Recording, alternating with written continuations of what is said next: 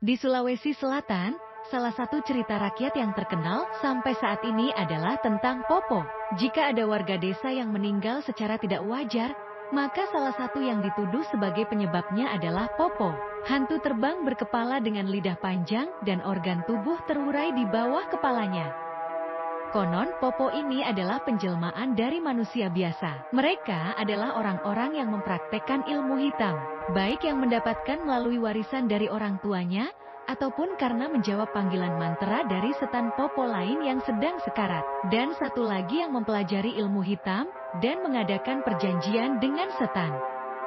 Mereka yang memiliki ilmu hitam yang bisa bertransformasi menjadi setan Popo ini, biasanya merupakan orang-orang dengan status sosial yang baik di lingkungan masyarakat sekitar. Mereka kaya dan terpandang, serta memiliki tempat tinggal yang agak jauh dan terpencil dari warga desa lainnya. Dan biasanya mereka terkenal sebagai pekerja keras. Menjelang malam, mata mereka akan berubah kemerah-merahan. Mereka akan naik ke atas rumah, atau lantai atas rumah mereka, lalu berubah wujud dengan melepaskan kepala mereka beserta organ dalam tubuh dari tubuh fisik manusia mereka. Tubuh asli mereka akan disembunyikan di bagian atas rumah, di tempat-tempat terlindung dan tersembunyi. Menjelang tengah malam, kepala dengan organ tubuh tergantung di bawahnya itu akan terbang dan mencari wanita hamil, anak-anak, ari-ari atau plasenta kelahiran baru, dan orang-orang yang sedang sakit. Bau darah kelahiran dan amis penyakit bisa dicium oleh setan Popo itu. Menurut cerita, waktu mereka terbang, mereka menimbulkan suara yang berbunyi, plok, plok, plok, dan itulah bagaimana setan Popo atau setan Popo itu mendapatkan nama mereka.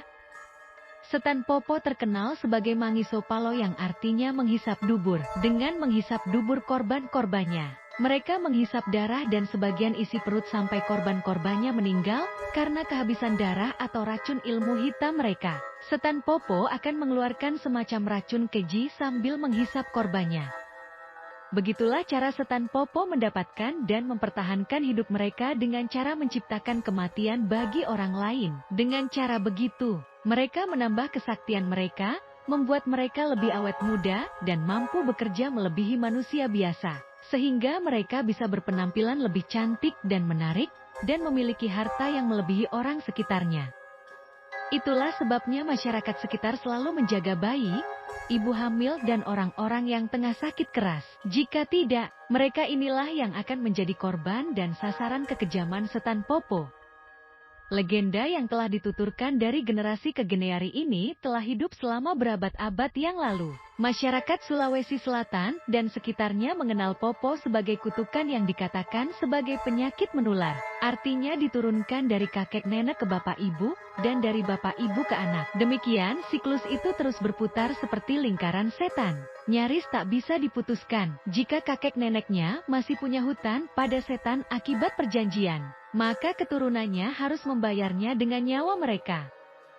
Yang disebut setan Popo adalah yang berkelamin wanita. Menurut legenda rakyat, yang berkelamin pria itu disebut parakang. Parakang dalam tubuh manusianya biasanya terkenal suka meludah dan setelah maghrib, matanya akan berwarna kemerahan. Mereka juga tidak sebrutal setan Popo, karena kadang-kadang mereka hanya memilih hasil panen seperti pisang, mangga, jagung, ataupun hasil kebun lainnya. Masyarakat sekitar meyakini bahwa setan ini dapat dihalau atau diusir dengan beberapa cara seperti membakar kulit bawang putih dan bawang merah yang baunya tidak disukai oleh mereka, menaburi mereka di sekeliling rumah, menyiramkan air mendidih pada setan Popo jika bertemu langsung.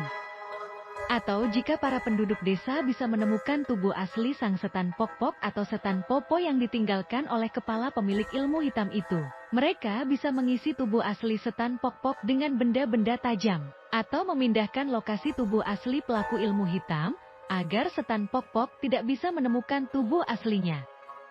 Menyeramkan bukan? Bagi kalian yang mengetahui lebih banyak tentang cerita rakyat ini, boleh berkomentar di kolom komentar. Jangan lupa untuk subscribe, like, dan bagikan video ini jika teman-teman menyukai kontennya. Sampai bertemu lagi di video berikutnya dari Duduk di Dapur.